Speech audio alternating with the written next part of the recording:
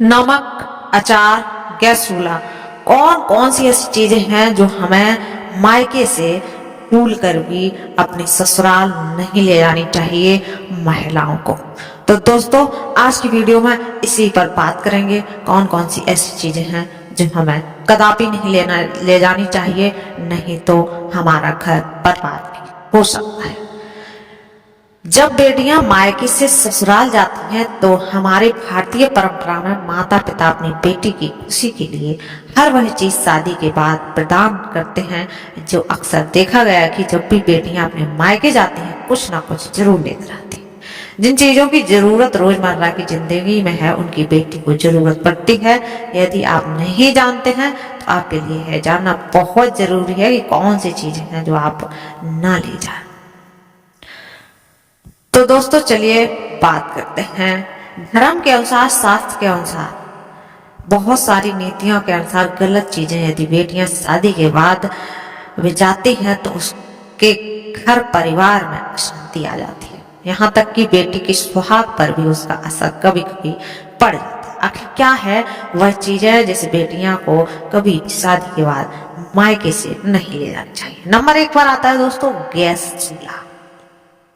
शास्त्रों के अनुसार माना जाता है कि यदि नवविवाहित दुल्हन अपने मायके से चूल्हा लेकर ससुराल में प्रवेश करती है तो उसका सीधा असर उस पर के गृहस्थ पर पड़ता है। ऐसा करने से नई दुल्हन नए परिवार में प्रवेश करते ही अपना चूल्हा, अपना रसोई बिल्कुल अलग कर लेगी, जो बिल्कुल भी अच्छा नहीं माना जाता है। इसलिए बेटियों को विदा करते वक्त गैस चूल्हा न देकर आप उसे किचन से संबंधित कोई और चीज दे दीजिए।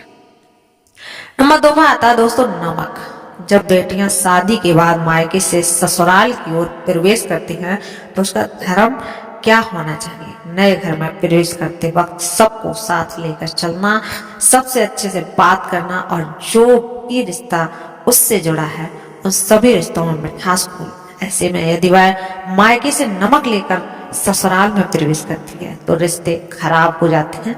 उससे जुड़ा हर रिश्ता नमकीन का रूप ले सकता है। इसलिए बेटियों को विदा करते वक्त कभी भी नमक का कोई ना दें। दोस्तों, फिर नंबर 3 पे आता है अचार।